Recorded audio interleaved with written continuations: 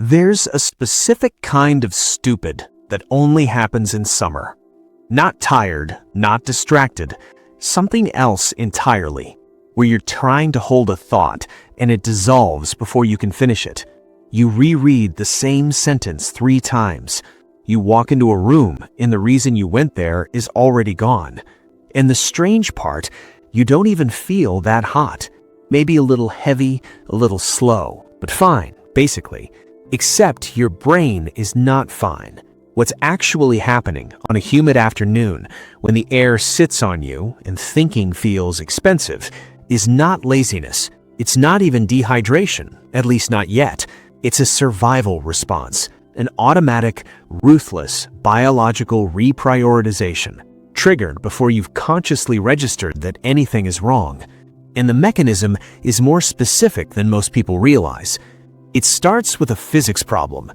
Sweating is your body's primary cooling mechanism. Most people know that.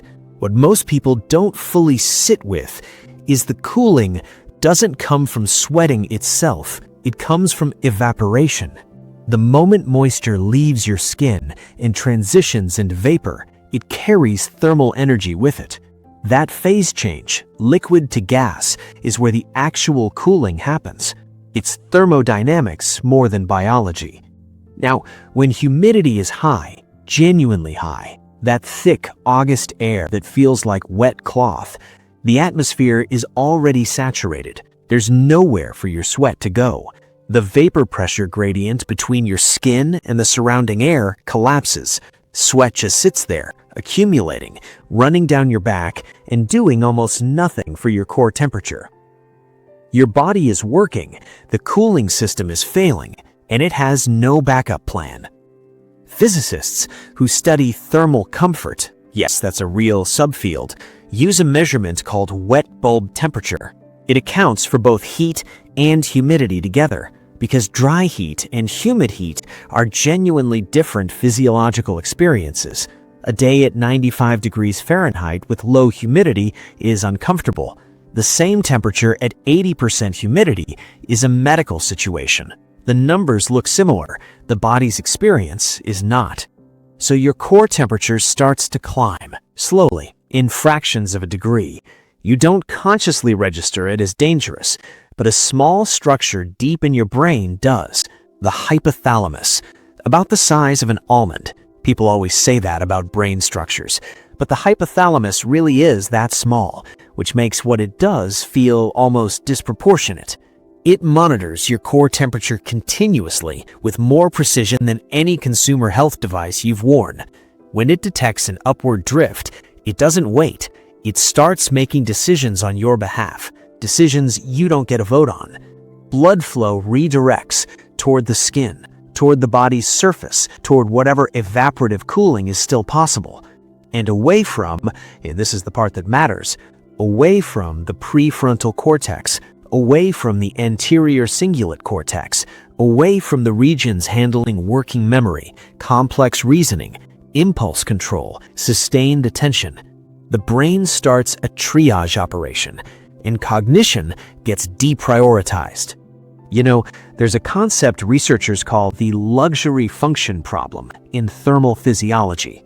The idea that the brain, under survival pressure, categorizes certain cognitive operations as non-essential: complex thought, abstract reasoning, executive planning. These get throttled, fast, quietly. And the frustrating part, you often don't notice until you're already deep in it. The brain is metabolically expensive, 20% of your resting energy consumption for an organ that's about 2% of your body weight. That ratio only works when the system is running normally. When the system is in thermal crisis, even a mild one, the body starts making cuts, and the prefrontal cortex is not in the essential services category. A 2020 study in PLOS Medicine tracked cognitive performance in college students during a Boston heat wave. Students in non-air-conditioned dormitories, where indoor temperatures climbed into the low to mid-80s, performed significantly worse across multiple cognitive tests compared to students in climate-controlled rooms. Reaction times were slower, arithmetic processing was impaired, Working memory degraded. The temperature differential wasn't extreme. Nobody was having a heat emergency. These were conditions most people would call warm and annoying, but basically manageable. And the cognitive impairment was measurable, documented, consistent. But here's what bothers me about that finding. The impairment precedes thirst. Your brain starts underperforming before your body sends the signal that something is wrong, before you reach for water, before you consciously register that you're overheated. The self-monitoring system lags behind the actual problem. By the time you notice you're struggling to focus, the physiological cascade has been running for a while. The blood has already shifted. The oxygen delivery to the prefrontal cortex has already dropped. You're not anticipating the impairment.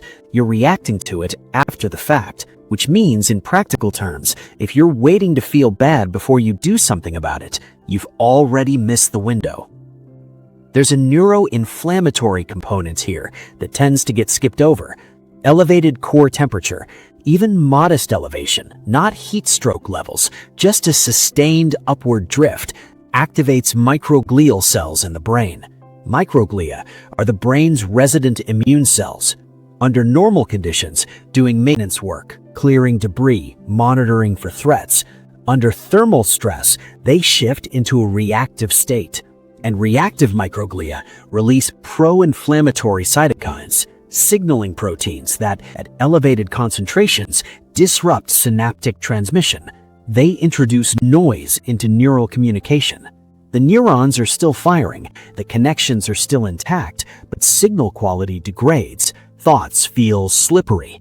Complex reasoning feels like it requires more effort than it should. It's not that you've suddenly become less intelligent. It's that the hardware is running a background process, consuming resources and degrading transmission quality simultaneously. Add to that the oxygen shunting effect. Reduced cerebral blood flow means reduced oxygen delivery, and the prefrontal cortex, running high-level executive operations, needs consistent oxygen supply to maintain output. Even modest reductions show up in cognitive testing. You have a system being hit from two directions at once: reduced fuel, degraded signal environment, still expected to function normally. It doesn't, and you wonder why you feel foggy. Actually, and this comes from research on high-performance decision-making contexts and military contexts, what humidity specifically degrades more than raw processing speed is inhibitory control, the ability to pause before responding, to suppress the automatic answer in favor of the considered one. Thermally stressed individuals become more impulsive, more reactive, less capable of deliberate second-order thinking. That's uncomfortable to sit with when you think about where important decisions get made. Offices with adequate ventilation, long summer commutes on unventilated public transit, outdoor work environments where people spend hours in high humidity conditions, and nothing is classified as dangerous because nobody has collapsed. The legal threshold for dangerous heat is calibrated around acute medical emergencies, heat stroke, heat exhaustion. The threshold for meaningful cognitive impairment is lower, meaningfully lower, and the gap between those two thresholds is mostly invisible, mostly unmonitored, and affects a lot of people on a lot of ordinary days. There's a concept appearing in climate health research called thermal amnesia, the brain's reduced ability under heat stress to accurately track its own state of dehydration and fatigue. The self-monitoring function itself gets compromised, so not only are you cognitively impaired, you're less equipped to notice and compensate for the impairment.